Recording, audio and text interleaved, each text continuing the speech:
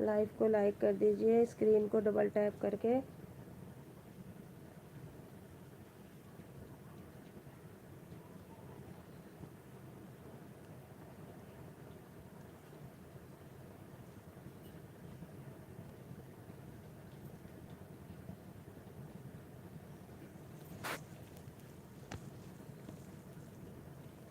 आका का हुक्म है कुरान पाक को फैलाओ, आका का हुक्म है कुरान पाक को फैलाओ। मगर हमारा अमल है कि जो कोशिश उसकी रुकावट में हो सके दरीग ना करेंगे। जबरिया तालीम के कानून बनवाएंगे ताकि बच्चे बजाय कुरान पाक के प्राइमरी पढ़ें। हमें उस पर गुस्सा है कि मकतब के मियाँ जी बच्चों की उम्र ज़ाय कर देते हैं, इसलिए हम वहाँ नहीं पढ़ाना चाहते।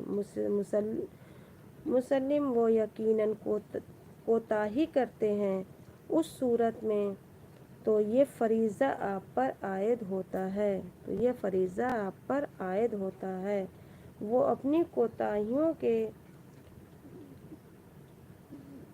जवाबदेह हैं, मगर उनकी कोताही से आप बच्चों को जबरन कुरान पाक के मुकातिब से हटा दें और उनके वालिदैन पर नोटिस जारी कराएं कि वो कुरान पाक हिफ्ज़ या नाज़रा पढ़ाने से मजबूर हों और उसका वबाल आपकी गर्दन पर रहे।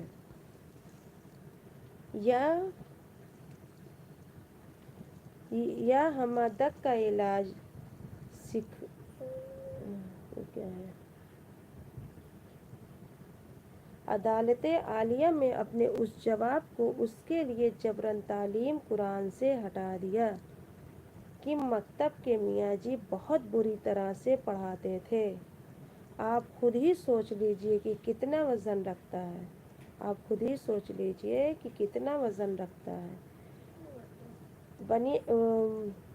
बनिए की दुकान पर जाने के वास्ते या अंग्रेज़ों की चाकरी के वास्ते 3 से 4 तालीम अहमियत रखती हो, मगर अल्लाह के यहाँ तालीम कुरान सबसे अहम है। खुश आवाज़ी से पढ़ो जैसा कि उससे पहले हदीस में गुज़र चुका, और उसके माने में गौर करो तो रात से अय्या में नकल किया है। हक सुब्हानहू तक़द्दुस इरशाद फरमाते हैं, ऐ मेरे बंदे तुझे मुझसे शर्म नहीं आती। तेरे पास रास्ते में किसी दोस्त का ख़त आ जाता है तो चलते चलते रास्ते में ठहर जाता है। भैया मस्जिद जाओगे? देर हो गई है, देखो अब तो छुट्टी होने वाली है मस्जिद की। जाओगे? आप जिम्मा लेंगे नहीं तो जाओ, फिर जाओ, दादू से दादू पहुँचा देंगे। कुल्ली कर लेना, कुल्ली करके चले जाना, ठीक। छुच्छू आई तो कर लेना।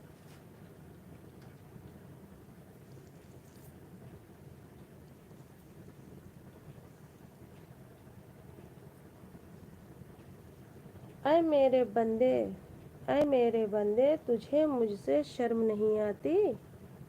तेरे पास रास्ते में किसी दोस्त का ख़त आ जाता है तो चलते चलते रास्ते में ठहर जाता है। अलग को बैठकर गौर से पढ़ता, एक एक लफ्ज़ पर गौर करता है। मेरी किताब तुझ पर गुज़रती